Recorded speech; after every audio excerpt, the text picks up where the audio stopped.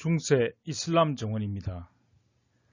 지난 편에서 기독교 문명이 지배하던 서양 중세는 야만과 암흑이 지배하던 시기여서 이렇다 할 만한 정원이 남아있는 게 없다라고 말씀드렸는데요. 거의 같은 시기에 아랍 사람들이 살던 땅에서는 찬란한 정원 문화가 꽃피었습니다. 어떤 일이 있었는지 한번 알아보도록 할까요? 사라센 제국입니다. 실제 사라센이라는 이름을 가진 나라는 없었고 7세기부터 13세기 중반까지 아라비아 반도를 중심으로 흥망성쇠를 거듭했던 무슬림들이 세운 여러 나라들을 뭉뚱그려서 사라센 제국이다 이렇게 부르고 있습니다. 근데 이 사라센이라는 말은 1세기경부터 고대 그리스 사람들과 로마 사람들이 아랍인들을 사라센이라고 불렀던 것이 바로 사라센의 말에 유래가 되는데요. 이 사라센 사람들의 그 최대 영토는 지도에서 보시는 바와 같이 본거지인 아라비아 반도에서 출발해서 동쪽으로는 중국 당나라 국경까지 진출했고 또 이 사람들이 나중에는 인도 북부지방까지 쳐들어가서 북부지역을 장악하게 됩니다. 또 한편으로는 서쪽으로 호시탐탐 유럽 진출을 노렸는데 동로마 제국, 즉 지난 시간에 이야기했던 그 비잔틴 제국 말입니다. 비잔틴에 가로막혀가지고 예의치 않게 되자 이 사람들이 우회 작전을 썼다고 했죠. 아프리카 북부를 돌아서 지브롤타 해협을 건너서 에스파니아는 물론이고 프랑스 남부까지 밀고 올라갔었죠. 그랬다가 지난번에 말씀드린 같이 투르 전투에서 칼 마르텔, 샤를르 마뉴에게 대패를 하는 바람에 피레네 산맥 이남으로 철수한 채 오늘날 스페인 땅을 약 800년간 차지했던 것입니다. 이렇게 지도에서 보시듯이 이 무하마드가 이슬람 종교를 정립한 게 AD 610년인데 불과 한 세기 만에 100년 정도밖에 안 되는 그 세월 동안에 무슬림이 지중해 일대는 물론이고 멀리 중국과 인도까지 급격히 세력을 확장해 나갔습니다. 어떻게 이래서 이런 일이 가능했을까요? 물론 여러 가지 이유들이 있겠지만 저는 이렇게 해석하고 있습니다. 우선 종교적인 관점에서 보면 기독교나 가톨릭이나 이슬람이 모두 다 유일신을 믿는 유대계의 근원을 두고 있는 걸로 알고 있습니다.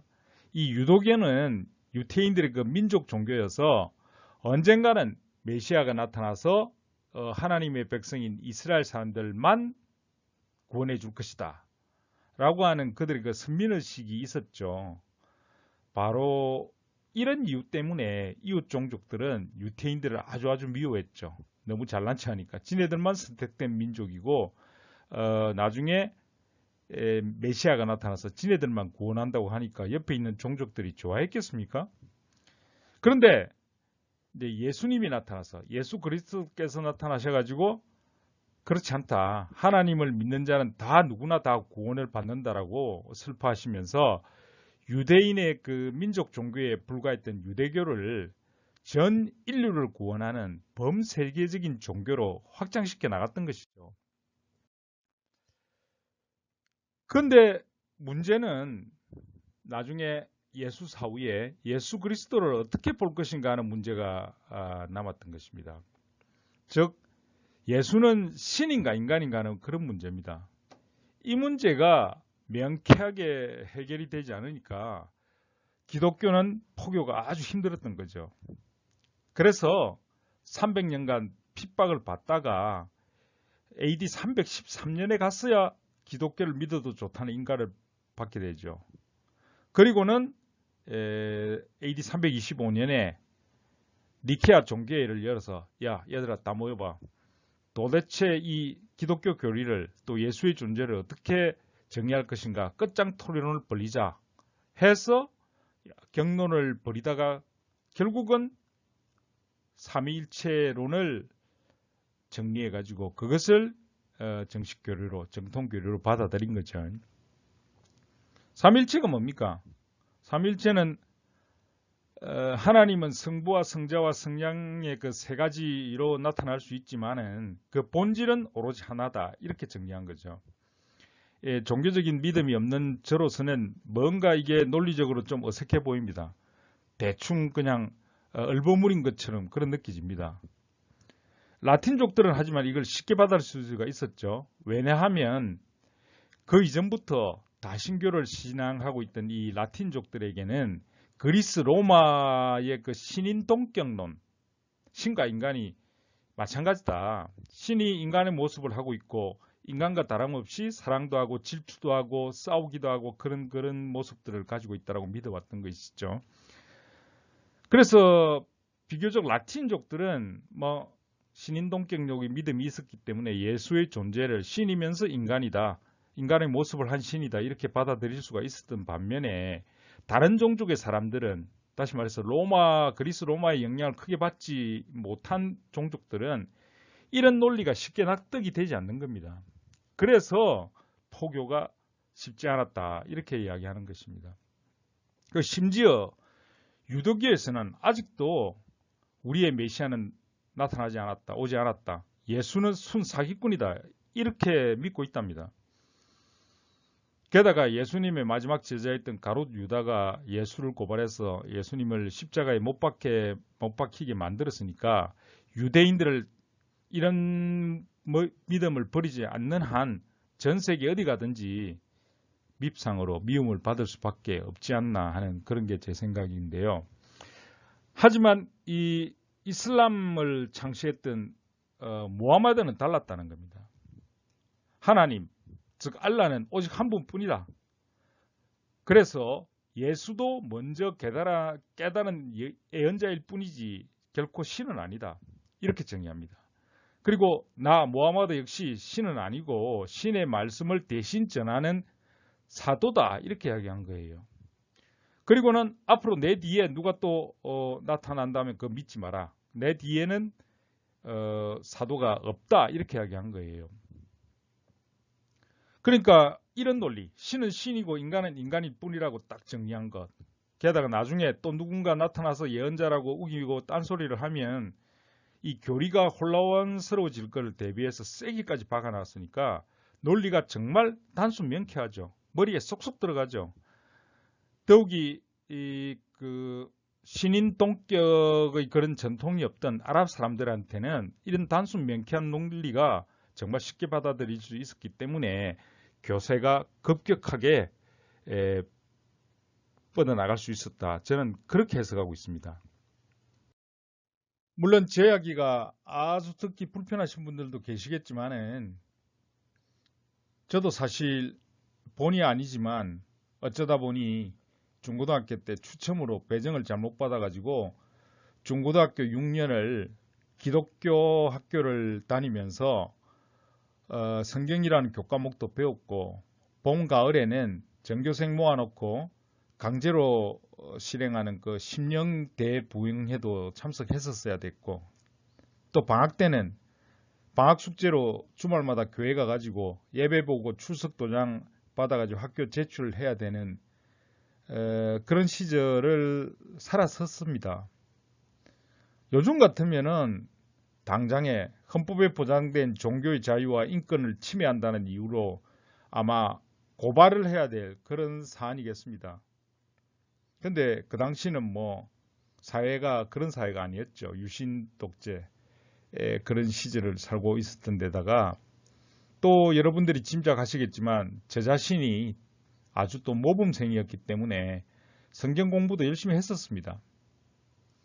그래서 기독교 사상과 성경을 좀 안다고는 할 수 있습니다만은 사춘기 때 신앙심을 갖기 위해서 열심히 노력을 해봤는데 종교가 저한테 잘 안 맞아요.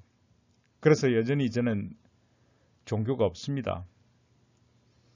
그래서 저는 유태교와 또 가톨릭을 포함한 기독교 그리고 이슬람에 관해서 개인적으로는 이렇게 생각을 정리하고 있습니다만은 제 이야기가 듣기 아주 몹시 불편하신 분들께는 그냥 좀 이해해 주십사 하고 양해를 구하고 싶습니다. 먼저 알람브라 궁전입니다. 이 알람브라 궁전은 스페인 그라나다에 있죠. 잘 아시겠지만 이 스페인은 오늘날 대표적인 카톨릭 국가입니다. 근데 앞서 말씀드린 바와 같이 이 시기에 즉 AD 711년부터 1492년까지 약 800년 동안은 아프리카 북부에 살고 있던 그 무슬림들이 이 무슬림들을 무어인이라고 부르는데요. 이 사람들이 이 지브롤터 해협을 건너와서 스페인 일대를 정복하고 통치했던 그 이슬람 왕국의 요새를 겸한 왕궁이 되겠습니다. 알람브라는 붉은 성체를 뜻하는 이 아랍 말이라는데요. 철분이 많이 함유되어 있는 흙으로 벽돌을 빚어서 만들어 쌓았기 때문에 붉은색을 많이 띠고 있어서 이런 이름이 붙었답니다. 근데 우리가 여기서 영어 철자를 보면은 알람브라라고 읽고 싶어지죠. 근데 한글 외래어 표기법에 따르면 알람브라라고 쓰고 알람브라라고 읽는 게 맞답니다. 이건 전에 제가 농구 학생들이 사용하는 그 교과서 집필에 참여한 적이 있는데 이슬람 정원을 소개하면서 알함브라라고 썼더니 교정하시는 분이 알람브라로 고쳐와서 저는 또 제 차 알람브라고 다시 고쳐서 보내면은 이분들은 다시 또 알람브라라고 또 고쳐서 내려오더군요. 그래서 도대체 왜 그러냐 하고 문의를 했더니 우리나라 이 맞춤법에서는 외래어는 그 나라 사람들이 발음하는 대로 그대로 쓰는 게 원칙이라고 하더군요. 그래서 얼마 전에도 제가 파파고에 넣어서 한번 돌려봤더니 과연 알람브라가 맞더군요. 그래서 앞으로 우리는 알함브라라고 읽지 말고 알람브라라고 통일해서 쓰고 또 통일해서 그렇게 읽어야 됩니다. 아무튼 이곳을 점령한 이 무어인들은 이곳에서 최후까지 항전하다가 1492년 기독교 세력들한테 항복하고 물러나가기까지 약 한 800년 동안 이곳을 왕궁을 만들고 찬란한 정원 문화를 향유했던 것이죠. 현재 남아있는 대표적인 정원은 4군데가 있습니다. 우선 연못의 파티오입니다. 파티오란 말은 스페인 말로 중정, 즉 우리말에는 마당이란 뜻에 딱 적합합니다. 다른 말로는 알베카 중정이라고도 하는데 이 알베카란 말 역시 스페인어에서는 연못 또는 무릉덩이를 뜻한다고 합니다. 또 다른 말로 천인하의 중정이라고도 하는데요. 이 천인하는 우리나라에서는 자생하지 않지만은 도금냥이라는 식물의 한 종류입니다. 아래 그림에서 보시듯이 가운데 긴 사각형 모양의 이 연못, 이게 이제 연못의 파티오인데요. 푸른색 부분이 연못, 즉 알백하고 연못 양쪽에 검은 두 줄이 이렇게 늘어뜨려져 있는 저 모습이 천인화의 그 생울타리가 되겠습니다. 두 번째는 사자의 파티오입니다. 가운데 십자골 모양의 이 물이 흐르는 수로고요. 두 수로가 만나는 가운데 교차 지점에 12마리 사자가 떠받치는 이 작은 분수가 있습니다. 이따 보여드리겠습니다만은 저는 알람브라 궁전에서 바로 이 정원이 가장 신비롭고 뭔가 이 거룩한 분위기를 연출하고 있다 이렇게 생각을 합니다. 세 번째는 다라의 파티오입니다. 이곳은 아래쪽 그 공주의 방이 있는데 그 공주의 방에 딸려있는 부속 정원이라고 할 수 있습니다. 어린 공주들의 놀이터로 만들어진 것으로 보이고 그림에서 보듯이 술래잡기 하기 딱 좋은 미로 형태로 만들어져 있죠. 여기서 다라라는 말은 스페인어 사전 아무리 찾아봐도 나오지 않는 걸로 봐서는 고유명사가 아닌가 싶습니다. 끝으로 사이프레스의 파티오가 있습니다. 레하의 파티오라고도 하죠. 저 가운데 큰 점이 분수고 그를 둘러싼 4개의 점이 찍혀 있는 것이 보일 겁니다. 저게 사이프레스 나무가 되겠습니다. 여기서 레아라는 단어도 역시 스페인어 사전에 안 나오는 걸로 봐서는 고유명사가 아닌가 싶습니다. 자, 이제 이런 배치도를 머릿속에 그리면서 실제 정원으로 들어가 보기로 하겠습니다. 구글 지도에서 내려받은 아람브라 궁전과 헤네랄리페 모습입니다. 헤네랄리페는 뒤에서 말씀드리겠습니다만은 황제의 여름 별장으로서 알람브라보다 해발 표고가 한 50m 높은 지점에 위치해서 주변 풍광이 더 잘 보이고 여름에는 더 시원하죠. 알람브라 궁전 중심부에 보이는 마치 로마 판테온 신전의 도움을 뒤집어 놓은 것 같은 저런 네모 건물에 가운데 중정을 둥근게 파낸 형태는 에스파니아 국왕 겸 신성 로마 제국 황제를 겸하고 있던 기독교도 카를로스 5세가 이슬람 전통 양식에 반발해서 집어넣은 르네상스식 궁전입니다. 그래서 저 건물 이름을 카를로스 5세 궁전이다 이렇게 부르고 있습니다. 아람브라 궁전에 올라가서 주변 풍광을 내려다본 모습입니다. 그라나다 시가지가 한눈에 내려다 보이고 저 멀리 아스라이 보이는 산들이 시에라네바다 산맥입니다. 알람브라 궁과 헤네랄리페에서 사용하는 물은 모두 저 시에라네바다 산에서 수로를 연결해서 물줄기를 끌어왔다고 합니다. 시가지 건물들은 모두 흰색 벽면에 붉은색 기둥을 하고 있는데 아마도 여기는 남부 유럽이라서 여름 햇살이 너무 강해서 빛을 반사시키기 위해서 흰 벽을 두르고 예나 지금이나 철분이 많은 흙으로 기하를 이었기 때문에 저렇게 붉은색으로 보이는 것 같습니다.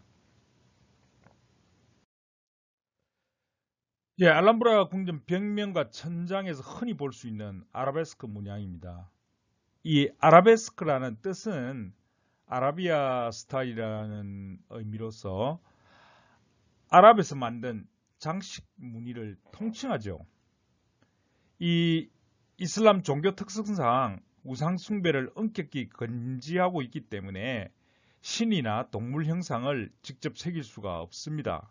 그래서 식물의 줄기나 잎 같은 것을 도안으로 만들거나 정형화된 기하학적 무늬를 정교하게 배합하는 아주 독특하고 환상적인 그런 분위기를 만들어내고 있죠. 또 한편으로 처마 끝에 달린 이 차양을 보시면 마치 섬세하고 정교하게 만든 개미집처럼 보이기도 하고 또 벌집처럼 보이기도 하는데요. 전체적인 느낌은 석회동굴의 천정에 달려있는 종류석 같은 느낌을 줍니다. 이런 양식의 건축 디테일을 모카라베라고 한다네요. 또 한 가지, 이 사진에서 보시는 이 푸른 빛깔, 이 푸른 빛깔들이 뭘까요?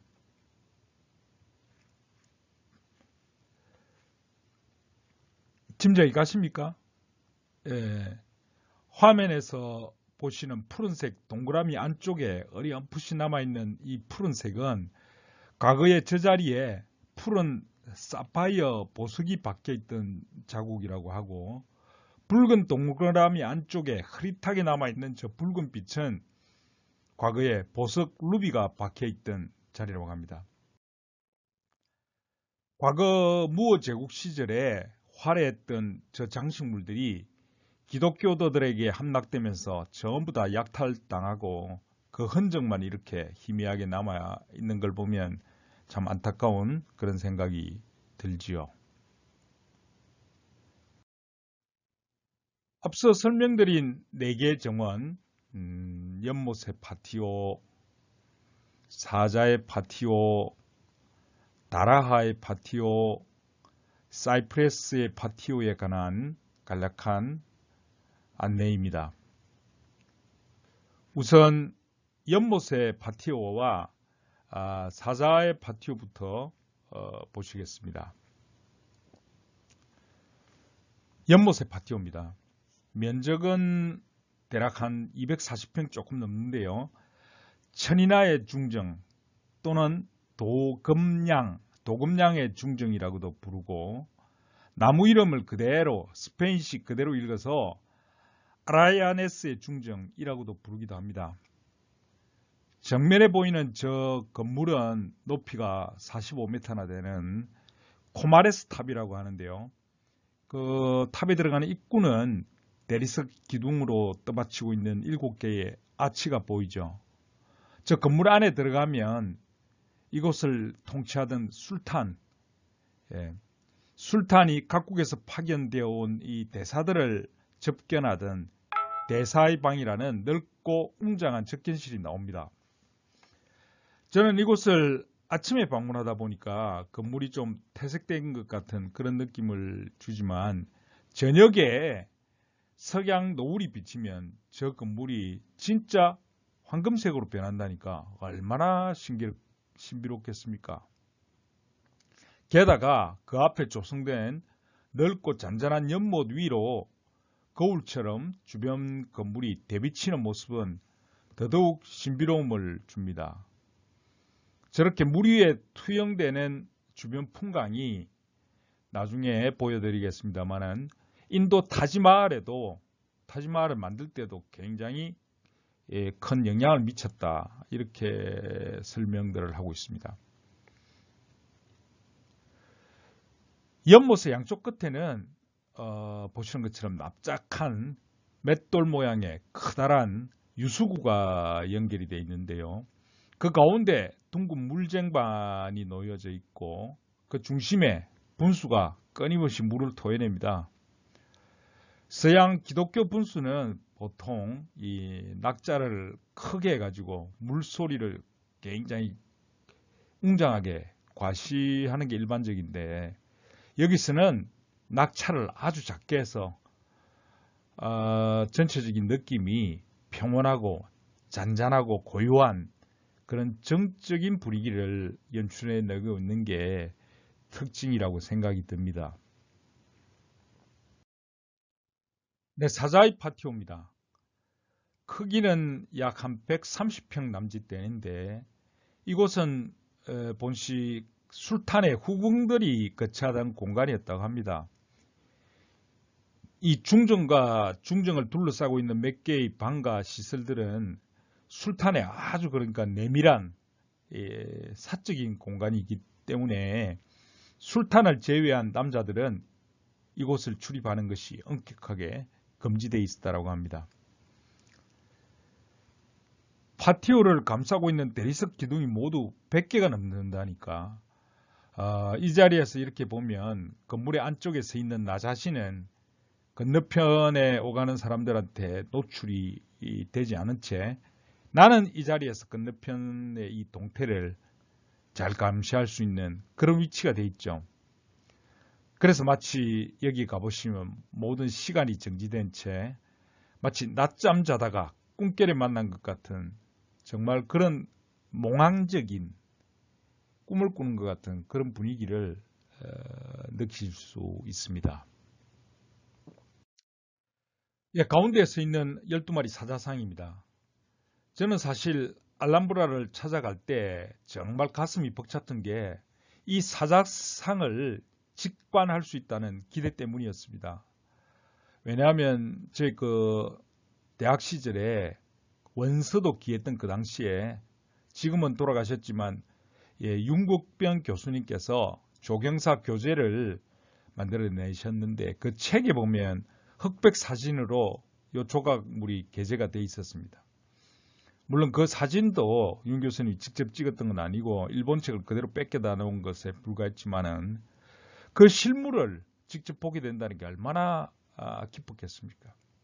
근데 저 장면을 보자마자 실망이 엄청 컸습니다. 이게 저게 뭐야 하는 그런 느낌이죠. 보시다시피 마치 얼마 전에 기계로 갈아서 만든 것 같은 그런 좀 조잡한 짝퉁 같은 느낌이 들지 않습니까? 실망이 굉장히 컸는데 나중에 돌아와서 가만히 생각해 보니까 원래 앞서 말씀드린 것처럼 무슬림들은 동물의 형상을 만들지 않는 게 전통인데 여기만 아주 지극히 예외적으로 사자상을 조각해서 갖다 놓은 거죠. 그러다 보니까 돌을 다루는 이 그 석공 기술이 태화되어서 저렇게 조잡한 모습으로 뽑아내지 않았나 이런 생각이 들고요. 그렇지만 이제 여기서 놀라운 거는 저기 12마리 사자들이 시각을 알려주는 기능을 하고 있었다는 겁니다. 즉 일정한 시각이 되면 특정 사자의 입에서 물이 뿜어져 나와서 시각을 알려줬다는 거죠. 마치 우리 그 세종대왕 시절에 장영실이 만든 그 작용루처럼 말이죠. 근데 나중에 기독교들이 이것을 이제 점령하면서 이 시계 작동 원리가 궁금해서 분해를 한 거죠.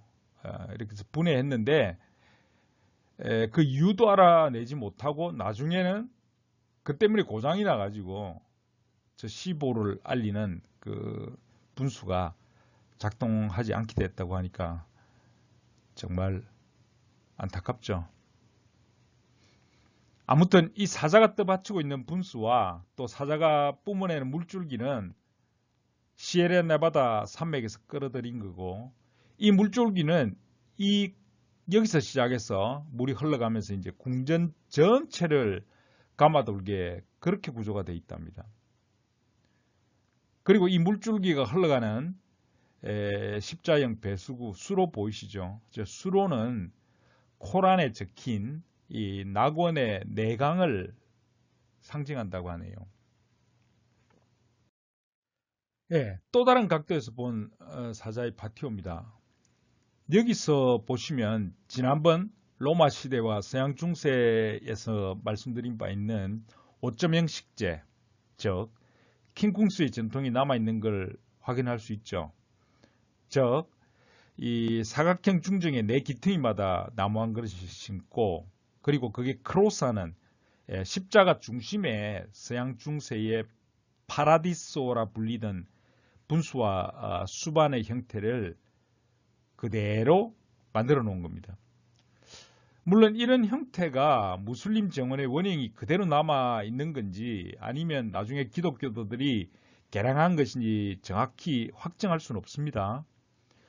근데 이 가운데 12마리 사장은 무슬림들이 여기를 만들 때 조성했다는 것이 분명하기 때문에 이때 이 정원의 형태도 그 당시의 것이 아닐까 이렇게 여깁니다. 바로 이런 몽환적이면서 시간이 멈춘 듯한 이런 분위기를 그대로 잘 묘사하고 있는 기타 연주곡이 있죠. 네, 프란시스코 타레가라고 하는 유명한 기타 연주가 겸 작곡가가 작곡한 명곡 알람브라 궁전의 회상 리꾸아로데스 델라 알람브라라는 곡이 있습니다. 그 일부를 잠시 함께 감상해 보도록 하겠습니다.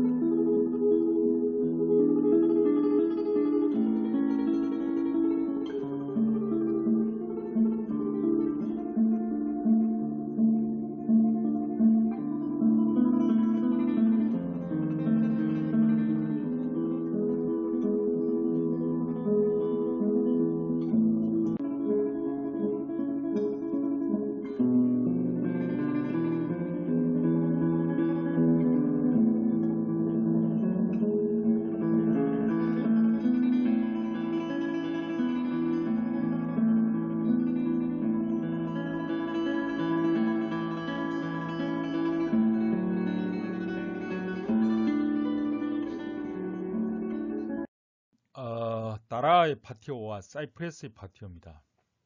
이곳은 아주 작은 정원이라서 그리 뭐 주목할 바는 아니기 때문에 간략히 소개하도록 하겠습니다.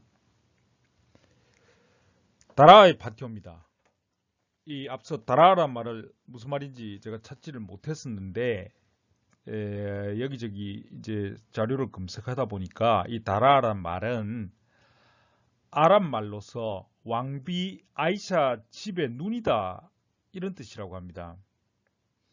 그래서 안다락시아라는 말인데 이 말을 줄여서 달라시아 이게 다라가 됐다라고 설명을 하고 있고 안다르아시아 이것을 또 스페인 말로 풀면 린다라시아가 되고 이게 또 줄어서 린다라야로 바뀌게 되었고 또 어떤 다른 자료를 보시면 이 다라의 파티아를 린다라야의 파티오라고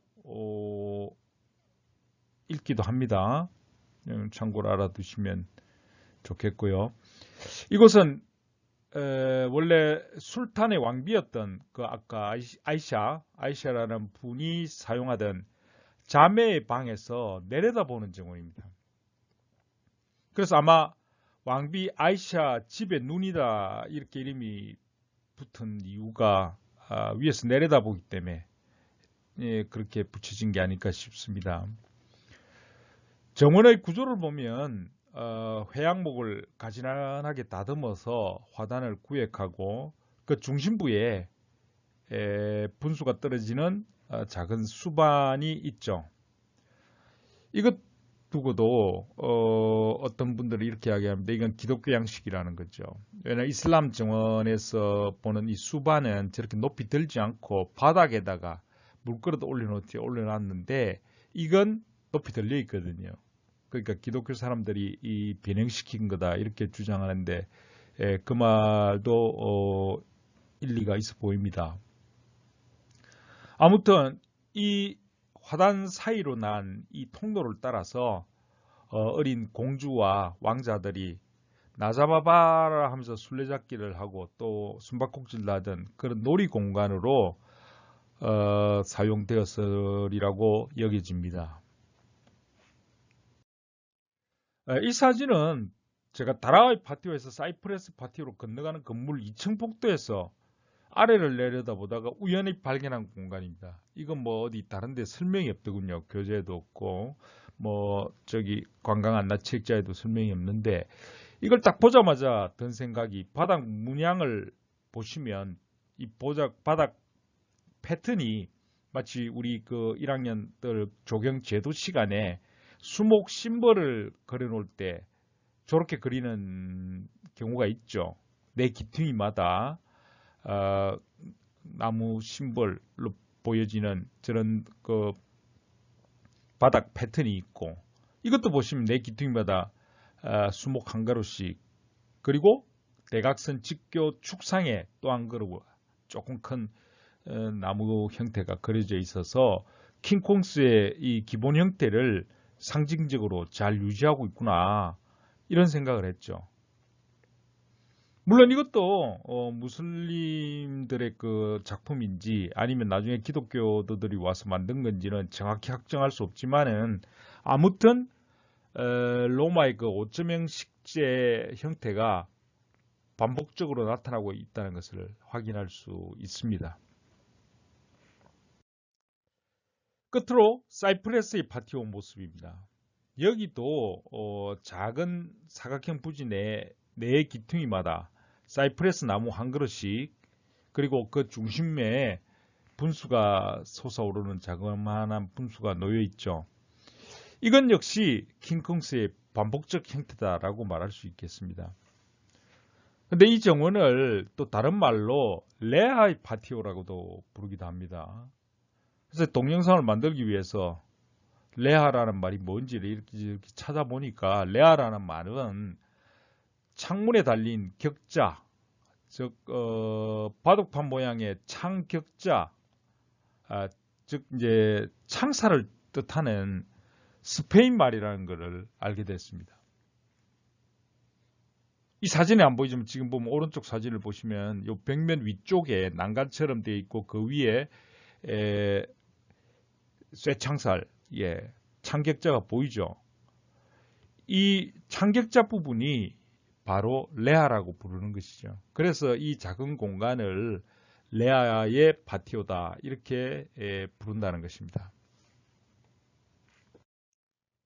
네, 이제 헤네랄 리페입니다. 영어식으로 읽자면 저거를 제네랄 리페라고 읽고 싶어지죠. 근데 스페인식으로 읽으면 헤네랄 리페가 맞다는 겁니다. 여러분들도 잘 아시는 축구 선수 크리스티아노 호나우두라고 있죠. 이 선수도 영어식으로 읽으면 로날드로 읽고 싶지만은 포르투갈어에서는 이걸 호나우두라고 읽는 것과 마찬가지입니다. 그래서 헤네랄 리페의 그 G라는 철자가 스페인어나 포르투갈어에서는 H 발음으로 읽힌다라는 것입니다. 아무튼 이 헤네랄 리페는 알람브라보다 해발 표고가 높은 곳에 위치해서 술탄이 여름에 이용하던 여름 별장이었습니다. 이 지역 일대는 지중해 연안이긴 하지만 그래서 기후가 뭐 그렇게 우리처럼 여름에 그렇게 습도가 높고 무덥기까지 한 그런 정도는 아니지만 남부 유럽이니까 햇살이 강하고 또 여름에 기온도 상대적으로 높기 때문에 더위도 피하고 또 높이 올라가면 더 좋은 풍광을 얻을 수 있으니까 이곳에 별장을 지었던 것이죠. 헤네랄 리페에서 주목할 정원은 두 군데가 있습니다. 첫 번째는 아마 제가 보기에는 알람브라와 헤네랄 리페를 통틀어서 가장 아름답고 가장 화려한 정원이라고 여겨지는 수로의 파티오가 첫째고, 두 번째는 술탄 아부이 하산이 왕비 조라야를 위해서 만들었다는 사이프러스의 파티오가 있습니다. 물론 이 두 정원의 이름은 앞서 알람브라 궁에서도 똑같은 이름이 있기 때문에 헷갈리지 않도록 주의하셔야 될 것 같습니다. 그리고 또 한 가지를 더 들자면 아마도 여기는 그 당시에 만들어진 정원인지 아닌지는 확실치 않은데 헤네랄 리페에 들어가는 입구에 좁고 길게 조성된 긴 수로와 또 그 수로를 둘러싸고 있는 수벽, 즉 생울타리죠. 이 생울타리로 조성된 입구 정원도 장관을 이루고 있습니다.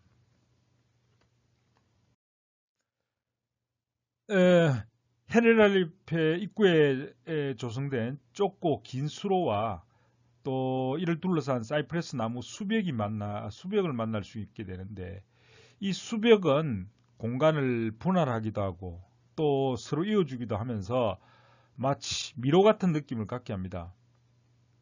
또 중앙에는 이 수반과 분수가 배치되어 있어서 짙은 녹색의 그 사이프러스 수벽을 배경으로 한 분수의 흰 포말이 대비되어서 아주 신선하고 상쾌한 느낌을 주고 있죠. 제가 이곳을 방문했을 때가 1월달이었었는데 사진에서 보시다시피 얼음도 전혀 얼지 않고 시원한 분수가 가동되고 있을 정도로 남부 유럽은 이렇게 따뜻하다는 것을 알 수가 있습니다. 수로의 이 바깥쪽을 이처럼 미로같이 연결된 통로가 연결이 되어 있습니다. 바닥 포장을 보십시오. 바닥 포장이 아주 섬세하고 이채롭죠. 마치 화병에 담긴 꽃처럼 꽃대가 올라와서 줄기와 가지가 뻗어나고 그 끝에 꽃이 피어난 그런 모습을 하고 있습니다. 뭐 요즘 같으면 이걸 이제 타일로 만들어서 공장에서 주문해서 이렇게 깔면 되겠지만 그 당시는 그런 시절이 아니니 이런 색색까지 돌을 구해와 가지고 촘촘히 박아서 만들었다는 건 대단히 섬세한 기술이라고 할 수밖에 없겠죠. 헤네랄 리페에서 알람브라 궁전을 내려다본 모습입니다. 앞쪽에는 좀 전에 올라왔던 그 사이프레스 수벽들이 마치 성벽 같아 보입니다. 헤네랄 리프에서 가장 화려한 수로의 정원입니다. 폭이 1.2m 정도의 좁고 긴 축을 따라서 수로가 정원의 중앙을 관통하고 있죠. 그리고 그 양쪽에는 많은 분수들이 물을 뿜어내서 아치를 이루어내고 있습니다. 근데 고백하자면 사실은 이 사진은 제가 직접 찍은 게 아닙니다. 검색을 해서 가장 화려한 사진을 캡처했다는 걸 고백합니다.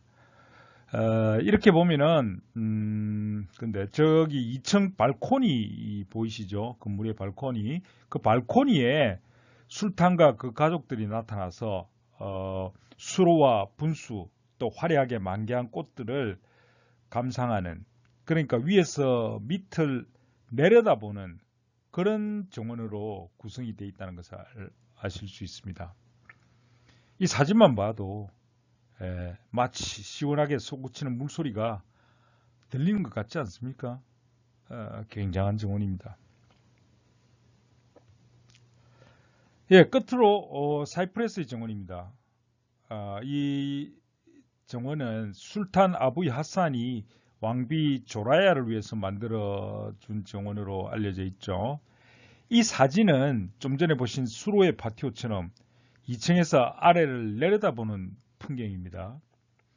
네모난 연못에 네모난 섬이 2개 있고 섬 가운데는 나무가 심겨져 있죠. 그리고 그 둘레는 시원한 물줄기를 내뿜는 분수들이 배치되어 있습니다. 정원에서 내려와서 보면 이런 모습입니다.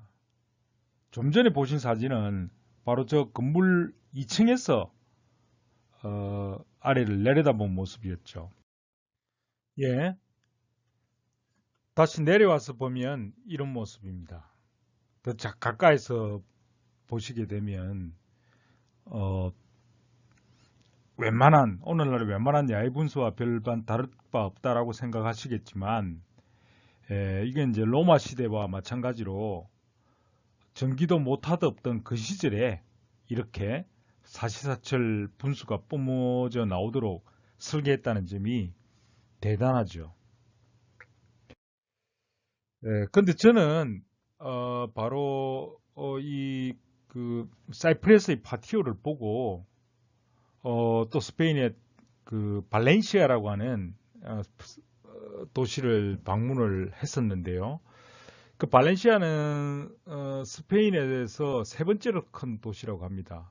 그 도시는 주로 이제 컨벤션 도시, 컨벤션이라는 게 이제 국제 회의를 주로 유치하고 엑스포를 유치하고 하는 이런 그 관광 중심의 도시로 성장하려고 제가 갔을 때가 2003년이니까 20년 됐습니다.